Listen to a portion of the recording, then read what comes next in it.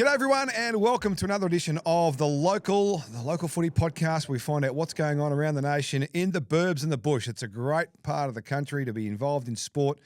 Every grassroots, it's the best place to be. We know that. That's why we live and love footy here on the local. It's all thanks to the team at Premier Data who do an amazing job as well covering all that grassroots footy action across the nation. They are busy at the moment, I can tell you that much. Spoke to one of the boys last week and they are frantic. He's getting some RSI on his fingers from working so hard, putting all the numbers in after the games on the weekend. So thanks to the good team at Premier Data. And we're starting to get to the point now, midway through the season, and it's not just about the week-to-week club footy, to start to see some representative action come to the fore again. And that's our focus today on the podcast. And we are very, very lucky to be joined by the coach of the Bendigo Netball Football League rep team who played against the Ovens and Murray Footy League on the weekend. Rep footy started on the weekend. Simon Rosa is the coach of Bendigo and he joins us on the podcast today. Simon, welcome, mate. Thanks for having me, Harf. And definitely an exciting weekend for us down here in Bendigo, mate. And got the opportunity to play the O&M, which we hadn't been able to do for 29 years, I think, the last time we played them. And just super excited to get the win for our league and obviously our region. So tell me about that, the 29-year gap between games. I know there's been some rep footy in Bendigo the last couple of years. I mean, you coached last year against the Amos, the VAFA, in an amazing game, a draw in the wet at QEO and eventually an Amos win. But has there been much rep footy in that time, or has it just been the last couple of years it's got back on track? Back on track. This is the third year straight we've been able to play interleague or rep footy again. I think through the COVID period it did stop, and obviously not really supported through the BCFL anymore and the old ranking systems. It seems to have sort of subsided to a certain degree, but from my understanding, there's just agreements between leagues now to try and take on each other. And the Ovens and Murray and the Bendigo agreement was done with the board passed. There's a new board in place at the moment in Bendigo, but the old board sort of got this agreement across the line, and two big rivals that used to play each other in the past and had some great contests back in the 25, 30 years ago. And this is, I suppose, a new era the country leagues are trying to create now, and I'm fully in support of that because it gives young guys opportunities to test themselves against the best. Absolutely. I think it's a great thing. I'm actually coaching the VAFA state team this year in Adelaide, so I'm in a similar boat. Love rep footy and love what it means to the players to get a chance to be the best of the best within their competition. So I think it's a terrific thing. And as you said, there's been a great history between these two leagues, the Bendigo and the Ovens and Murray, in history. Did you use a bit of that? Did you lean into a bit of that in the preparation for this?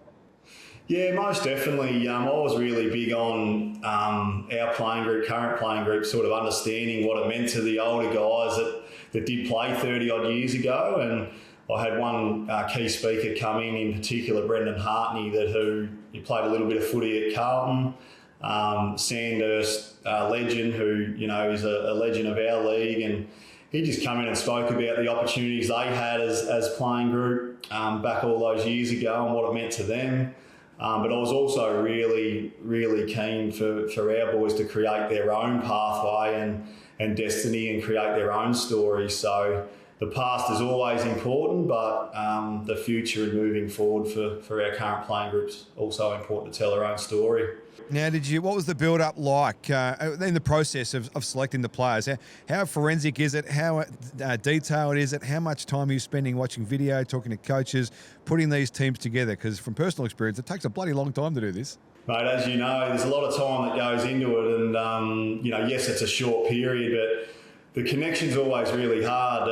One, to get the boys to want to play, but also the connecting a group over a 3 or 4 week period, and ultimately that adds to the excitement because you're not sure what's going to happen on that 2 hours on the Saturday. But we prepared really well. I worked really hard to get the buy-in from individual clubs and had great support from current day coaches and clubs for putting their boys forward to play. And the connection piece sort of that happened on Saturday worked really well, especially early in the game where we were able to jump the O&M early and hold on to win the game in the end. So it was really pleasing. Now, it was a 20-point win for the fans out there. They're trying to find out the scores. 20-point win. It was 14-13 to 11-11.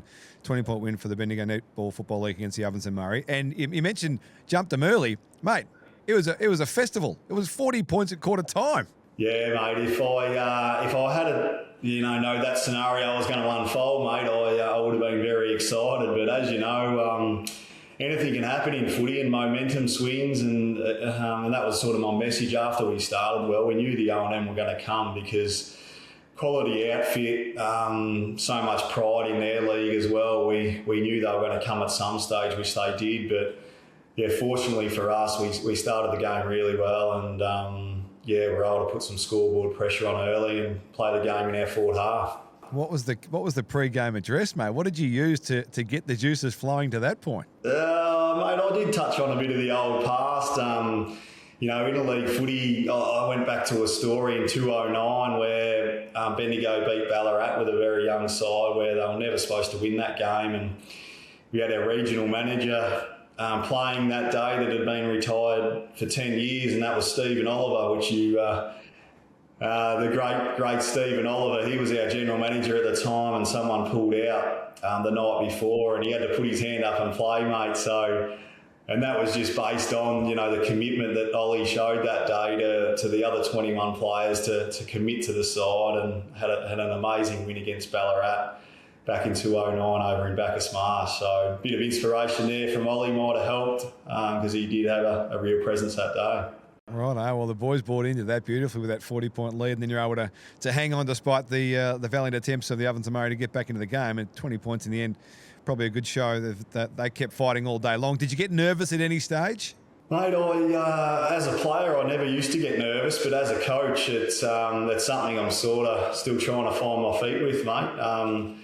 Sort of nervous before the game, and as you know, you can't control as much, I don't feel, when you're not playing, but the nerves started to settle in that first quarter when we had a large score on the board, and but I also knew they were going to come as well, and the nerves started coming towards the end of the game when they started just chipping away at our lead, and fortunately for us, the boys just stood up all day and were able to hold on for a 20-point win. Tell us about some of the players that stood up. Who are some of the guns we need to know about from your team on the weekend that got it done? Mate, our skipper for the day, Fergus Green, obviously AFL experience and rich family history here in Bendigo. He was super, just leading the side with his experience and the way he played the game. He would have been in our top 2 players, and just a quality person and a very good solid player. A couple of younger boys for us from Gisborne, in Dylan Johnston and James Gray, both VFL listed guys for Footscray. And you just know what you're going to get from the Gizzy boys. They're very tough, solid players, but they're also, they win the footy on the outside. And got the footy going our way early. We also had a big ruckman, Angus McPherson from Kangaroo Flat.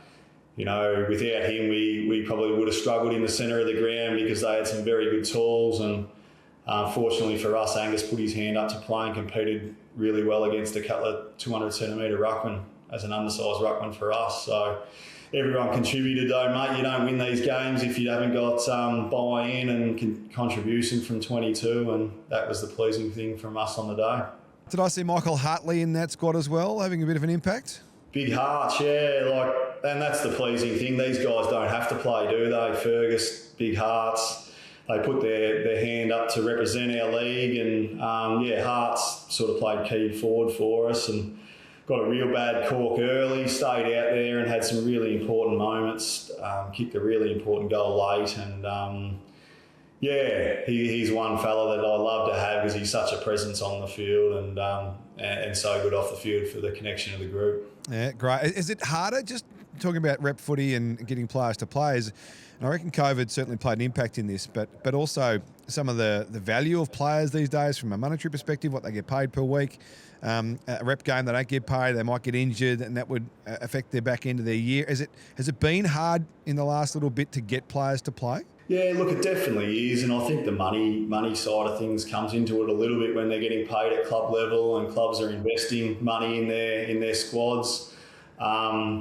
we had some guys I felt that didn't play this year due to that, but I think what I've taken away from the weekend, the 22 guys we put out there all just wanted to play for their league and to represent themselves and their families and their clubs. So I think sometimes when you haven't got buy-in and these guys, it's not really in their heart to play, you might as well not play them because you just I don't think they'll impact on the day anyway. So yeah, it is a real shame that some guys don't want to play, but at the same time, it gives opportunity for guys that just want to play and commit to the cause.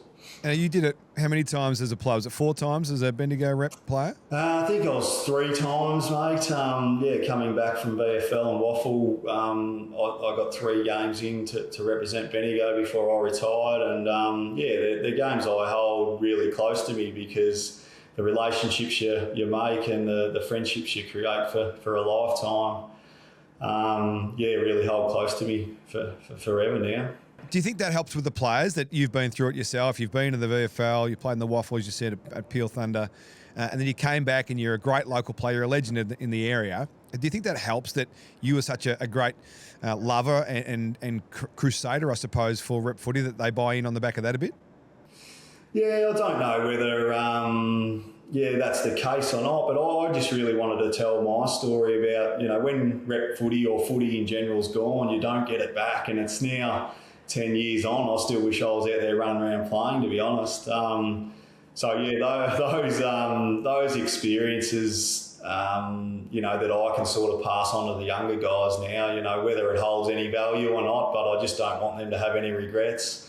I also had a really good coaching team around me with a huge amount of experience in like Nick Carter and Nathan Thompson, current day coaches that are, coaching Bendigo Footy League clubs that all bought in for the right reasons as well. So I copped a bit of flack, mate, for having so many assistants, but I think it's great to have some people that are passionate about rep footy and just wanting to give opportunity to younger fellas. So it's a couple of polo shirts. Who cares? It's a couple of polos. You're not flying anywhere, needing accommodation or flights. That's it, mate. You share the love, and everyone's busy, so the more people involved, it worked really well. What were the celebrations like Saturday night at the QEO after a big day in front of the faithful? Oh, there could be some boys still going, to be honest. I don't know. No, it was really good. We had an after-match where the O&M boys come over and shared a bit of time with us as well, and got real respect for those guys, like Jake Sharp, their coach, really good to chat to. And they're having similar issues as well with buy-in and, travelling 3 or 4 hours to come to Bendigo and play, which we'll have to do next year over there. The celebrations were very well met amongst the whole group, and I think that continues to build connections when you get to celebrate outside of the footy field to create more relationships moving forward. No doubt, and in my short experience at rep footy level, that's what they love. They crave that connection. They build relationships. They know guys that they play against for the next however many years they play in the system, and they've got a level of comfortability that they can catch up with them at any time and have that shared experience of being a rep player for any given league, and it's a really positive thing. And to the point where I don't know how it works in the Bendigo League, but like we've got a lunch at the VAFA before we leave to go to Adelaide in a couple of weeks' time. And it's all the past players who have worn the big V for the representative team at the VAFA. They come back, most of them come back and catch up once a year for that lunch with their cohort that they play with. It's a really special thing, I reckon. Most definitely. Like, I was in awe of seeing you guys do that last year, and something that we want to try and replicate moving forward, because it does mean so much to the past players. We did put on a marquee this year at the game for the past players, and the representation of those past players was huge. So to catch up with those guys after the game and, the day they had, and they got to see us win, it did mean so much to so many. So, obviously there's a lot of the funds that go to sort of having those functions and sponsorship, and it doesn't all just happen, does it? Volunteers. So, looking at what the BAFA do, I think we're in awe of how you guys go about it and what you can put on, and no doubt the playing group are all striving to play for the BAFA, which is exciting.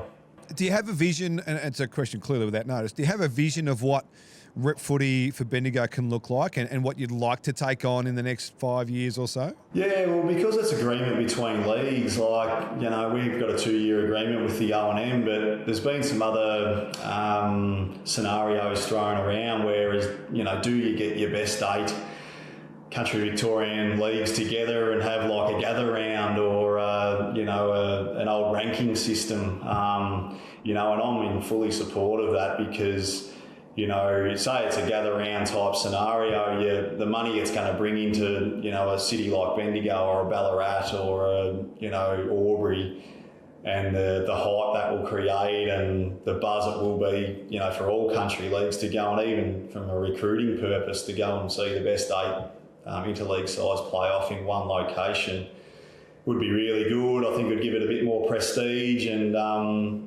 see that sort of evolve over a 5-year period. Something like that would be amazing. So, as I said, for me, it's just about giving young guys opportunity, and if someone slips through the cracks, as an example like Isaac Smith, that got an opportunity playing for Ballarat and an opportunity on the big stage, and we've all played a part in that. I think that's exciting for the kids to get that opportunity. Do you reckon there are a few within your league and maybe what you saw on the weekend that have missed the pathway for whatever reason but do have the traits that AFL recruiters should be looking at? Look, I think so. And I'm a big believer it's all about opportunity. I know AFL clubs are going more towards mature age recruits, and we'll see that tonight in the mid-season draft. No doubt there's some experienced guys getting picked up tonight. But yeah, I've got no doubt that some of these kids that haven't been picked up through the talent league, they play another 2 or 3 years of good senior footy. They deserve an opportunity, and I think sometimes that gets overlooked at times, how many good players are still running around that could probably play or get a chance to play AFL footy at 25, 26. So I think we'll see more of it. Who's the best player you played with through your time in the Bendigo Footy League that perhaps didn't play in the AFL? Didn't play AFL. There's a few there, mate. Probably played with as a young fella. Though he's not so young now, but a Jack Geary who played for the Bendigo Pioneers. Played so many good local rep games, Vic Country games, and never probably had that opportunity. He's still currently playing now, getting towards probably more of the end. But, you just wonder what could have happened. Another guy that I didn't play with, I coached last year, is a Lockie Tarju, who's running around at Peel Thunder at the moment, played in their state game last weekend. You wonder what a kid like that would do at the next level, because every level he seems to play at, he seems to play well, but probably hasn't had the opportunity. And the list goes on, mate, not just in our league, there's so many good players that could have had an opportunity that just haven't, and you wonder what could be. Yeah, well, you mentioned the mid-season draft, the opportunities that does create. And as you say, I think clubs are understanding that some guys just take a little bit longer, but you can plug and play a lot of these kids, these young men, into systems, and they can impact immediately rather than looking for 3 or 4 years of development before they hit their straps. That's the bonus. They're plug and play. They are, mate. I look at Geelong and how they do it, and some of their players coming into their organisation, and like a James Manor, for instance. I think he was at Werribee that got an opportunity, and he's a ready-made star, and I think that gives hope to a lot of young guys out there playing local footy, or probably still chipping away at VFL level, that one day someone will come knocking and you've got to be ready. And I think we'll see that tonight from, who's on those lists that potentially could go in the mid-season draft tonight, that could step in and play next week and get an opportunity later in life.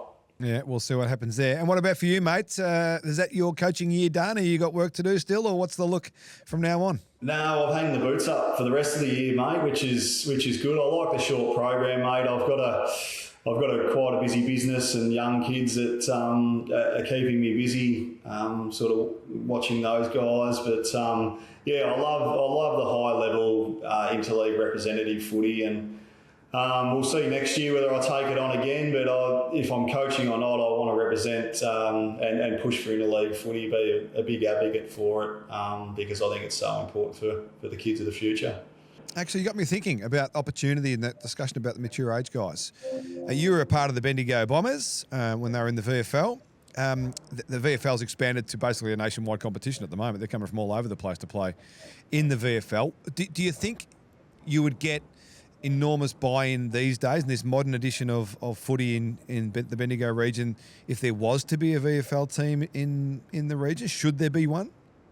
Yeah, mate, the Bendigo Bombers gave me so many opportunities, and I know it does cost money to run a VFL club, but I think in Bendigo this year we had 12 to 13 guys aligned with Bendigo Football League clubs that are all trying their hand at VFL, and it's a real shame it's still not here. I'd be a massive advocate for it to come back, whether that was an AFL aligned club wanted to set up in Bendigo again, because there's some real talent getting around our region, and I also think with Ballarat doing a similar thing with the Dogs, it could quite easily happen. We've got an amazing ground in the centre of Bendigo, a massive region to pull from as well, and a connection, whether it is with Essendon again, or it's a Carlton or a North Melbourne, which has been talked about. I think it would be really exciting and something that should be explored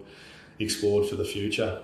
Well, I know the decision makers at AFL Vic love the program, love this podcast, so I'm sure they'll be listening, mate, and paying attention to what you say, because what you say makes a lot of sense most of the time. I've heard you talk some garbage as well, but that's spot on. All the way through, mate. Congratulations to you and the team on a great weekend of footy. Rep footy back in a big way for the Bendigo Netball Footy League and the Ovens and Murray Footy League. Well done on the win, and I'm sure you'll be back next year to do it all again, buddy. Go well. Cheers, Harf. Thanks, mate. Simon Rosa, the coach of the Bendigo Footy League team, the rep team that took on the Ovens and Murray, took them down by 20 points last weekend at the Queen Elizabeth Oval, a great oval for footy as well. Good to see rep footy back. Good to talk local footy, and we'll do it next time as well on The Local.